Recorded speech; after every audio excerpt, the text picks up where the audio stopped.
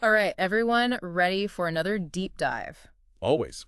Okay, good. Because today we're going deep on Sun Tzu, Ooh, exciting. the mastermind behind the art of war. A classic. Now, I know you've probably all heard of the art of war, Of course. but we're going way beyond the basics today. Sounds fine. We're going to try to uncover the man behind the A legend. myth, the legend. Exactly. Oh. And get this, Hmm. we're going to be pulling most of this from Let me guess. Sun Tzu's Wikipedia page. Really? Yeah, sometimes the most basic resources have the best info just waiting to be... Unearthed. Exactly. So, to kick things off, Right. we need to get something out of the way right away, Oh, okay. which is that Yeah. Sun Tzu Yeah. isn't even his real name. It's true. It's more of an honorary title, actually. Like Master Sun. Yeah. Kind of like saying professor today. Right. Or doctor. Okay, that makes sense. So his birth name was actually Sun Tzu. Sun Wu. And, believe it or not, Yeah. he even had a courtesy name. Chongqing. Whoa, so 3 names. Exactly. Okay, so that's... Talk about layers of identity, right? Yeah, and speaking of layers, Oh, let's dive into the biggest mystery surrounding Sun Tzu. okay, hit me. Did he even exist? Oh, wow. Right. I mean, how can someone so famous I know. potentially just not be real? It's crazy. Like a ghost story. Right. Yeah. So the traditional accounts come from Sima Qian's records of the Grand Historian, Right. and they claim Sun Tzu was a real person, Okay. brilliant general, who served King Helu of Wu in the 6th century BC. Ancient history. Way back. Yeah. And these accounts say he led the Wu forces to victory Impressive. in multiple battles. Wow. And then from that experience, he supposedly I wrote The Art of War. wrote The Art of War. Classic. So we've got that picture, right? Right, This legendary warrior. He was a strategist. But there's another side to this, Uh-huh. another historical text. Okay. The Zuzhuan. Here's this one. Yeah, and it was actually written before Sima Qian's work. Interesting. And it's super detailed. Oh, wow. It mentions every major figure. From that era. Right, and every major event. That... But no Sun Tzu. Seriously? Nowhere. Nowhere. That's a big contradiction. It's huge. Why do historians explain this? I know. So some argue that the level of detail in The Art of War Okay. about the technology and the tactics Yeah. suggests that maybe Maybe it was written later. yeah, like maybe during the Warring States period, so a couple of centuries Okay. after he was supposed to have lived. So like maybe, So maybe the book is authentic. but not written by the person we think. Right, I exactly. mean, that's pretty crazy. Right. And are there any other clues that point to a later writing? Well, The Art of War talks about using crossbows, for example. Okay. And those didn't really become common until the 4th century BC. Right. So that's a big red flag for some. Because if Sun Tzu was around in the 6th century, Right. crossbows weren't really a thing. Right, so he wouldn't have written about them. Exactly. Okay, good point. And then there's the Battle of Beaujeu, Okay. this super famous conflict. Right. And it's always been attributed to Sun Tzu, Yeah. like his genius. Mm-hmm. But guess what? What? The Zhuan, Yeah. it describes the battle in detail. Oh. And there's no mention of Sun Tzu leading anything. Whoa. Yeah. So maybe a completely different author. Well, some scholars have this really interesting theory. Okay, lay it on me. They think Sun Wu may not have been a name at all, Okay. but a descriptive term, Oh, interesting. meaning the fugitive warrior. Ooh, I like that. Yeah. Fugitive warrior. So imagine, right, like Yeah. this figure who embodies all the strategic wisdom Right. of his time, Okay. and maybe his ideas, or maybe multiple people's ideas, Right. got compiled into... Into the Art of War. Exactly. So maybe it wasn't just one guy. Could be not. Yeah. It's like... A bunch of brilliant minds. Right. All coming together. Right. And that brings us to the big question. Oh, yeah. If we can't even be sure he existed, Right. how can we learn from this guy? Yeah, that's a good question. Well, that's kind of the beauty of it, I think. Okay. Because whether Sun Tzu was one guy or a bunch of guys, Right. the knowledge in the art of war is what really matters. Sure. It's all about the knowledge. So true. And the book's insights into strategy, planning, human psychology have captivated readers for centuries. Yeah, that's true. I mean, think about it. Okay. Everyone from ancient Chinese generals Yeah. to like modern day CEOs, It's they've true. all studied this. Crazy. It's mind-boggling to think that a text written maybe thousands of years ago can still be so insightful today. It makes you wonder what secrets are in there. It does. And how those secrets can help us today. On the battlefield? Or in the boardroom? You said it. Right. And that's what we'll be unpacking as we dive deeper into the art of war. I'm so ready. Get ready for some serious wisdom. Let's do it. Right. Let's go. Okay. So, the art of war itself. Oh, yeah. It's not just some dusty old military manual, right? It's definitely not. It's a masterpiece of strategy. It's influenced so many people. Leaders, thinkers. For centuries. For centuries. And its wisdom goes way beyond the battlefield. Way beyond, We're talking diplomacy. Planning. Even public administration. It's crazy how a book written so long ago, I know, right? Can still be so relevant today. It's timeless. It's pretty amazing. It is. You know, I remember reading that The Art of War was like a favorite of Mao Zedong. Oh, wow. During the Communist Revolution. During the revolution, yeah. In China. Interesting. You know who else? Who else? Gordon Gekko. From Wall Street. Really? Yeah. The ruthless corporate raider. Ruthless, yeah. He quoted The Art of War. He did. That's wild. I know, right? But it really shows you that it transcends time. Culture, even profession. Professions, yeah. Like the core principles are just as relevant. Just as relevant today. As they were. On ancient battlefields. Okay, so we've got that. Yeah. But I think there's something really important that often gets missed. Oh. Especially by Western readers.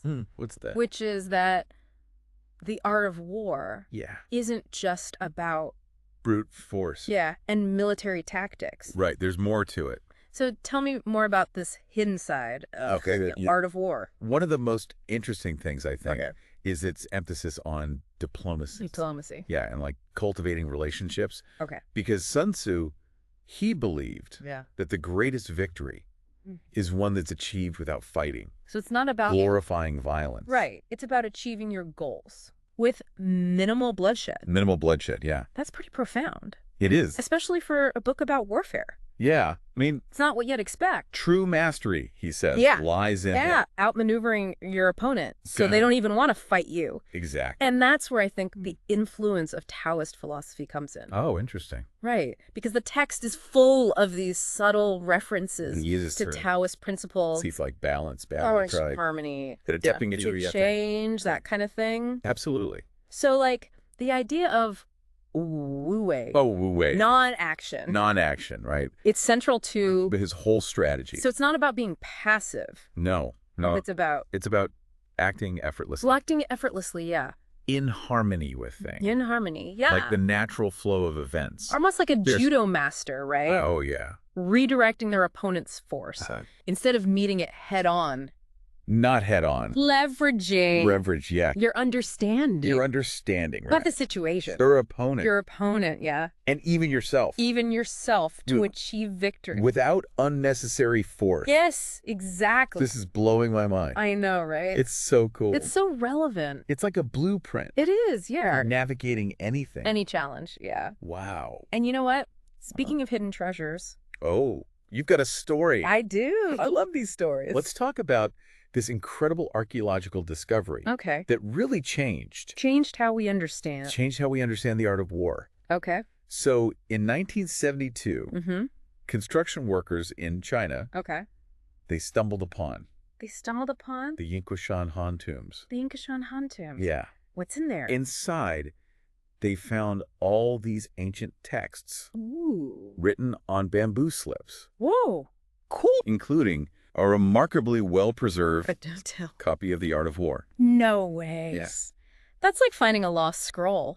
It is. From ancient Rome or Greece or something. It's incredible. It's like a time capsule. It is. It's like a time capsule. I love history. Me too. Always new discoveries. Right. It's like piecing together this giant puzzle. I agree. And you never know what piece you're going to find. We're going to find next. Exactly. Okay, so that's already amazing. It is. But it gets better. It does. It gets better. All right, I'm listening.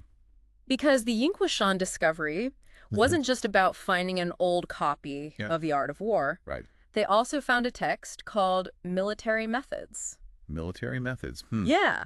Interesting. And it was written by Sun Bin, who was a supposed descendant of Sun Tzu. No way. Yeah, and this text had been mentioned in historical records. But everyone thought it was lost. But everyone thought it was lost? So to find it alongside The Art of War... A major historical jackpot. Hold on. So there might have been a whole family of military strategists. It's possible, right? A Sun Tzu dynasty. A dynasty? Wow. Passing down their knowledge. Through generations. That's incredible. That adds a whole other layer of intrigue. Doesn't it? It does. And it really reinforces the idea that knowledge is always evolving. Absolutely. Right. Like each generation builds on the wisdom of those who came before. And it makes you wonder. It does make you wonder, yeah. Like how far Sun Tzu's legacy it goes pretty far. Goes right. It does. Because his ideas have shaped military thinking, for sure. Military thinking. But also political strategy. Political strategy. Even business practices. For centuries. Centuries. And across the globe. It's amazing. It's crazy. It is. So let's fast forward a little bit. Okay.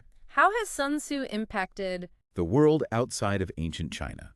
Yeah, like we're talking centuries. Centuries of his ideas spreading and evolving. What's his legacy today? Okay, so The Art of War. Yeah. It's been studied. By a lot of people. By tons of people. Yeah. By military leaders. All across Asia. All across Asia. For centuries. Centuries. Like you can see his influence absolutely. in the tactics of everyone. From samurai, medieval Japanese samurai to modern day Chinese military commanders.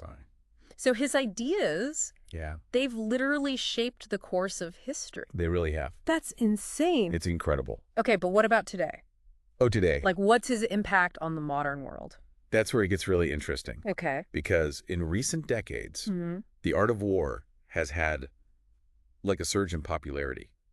Really? In the West, especially. Oh, wow. So business leaders, politicians, even athletes. Athletes. What are they doing with The Art of War? They're using its principles. Oh, wow. I mean, I've seen articles in books. Oh, really? Yeah. What? Applying Sun Tzu's principles to everything. Like what? Like negotiating a better salary. Wow. Or like winning a football game. No way. I'm serious. That's amazing. It's fascinating how his wisdom is being reinterpreted for today's challenges. And it goes even deeper than just a fad.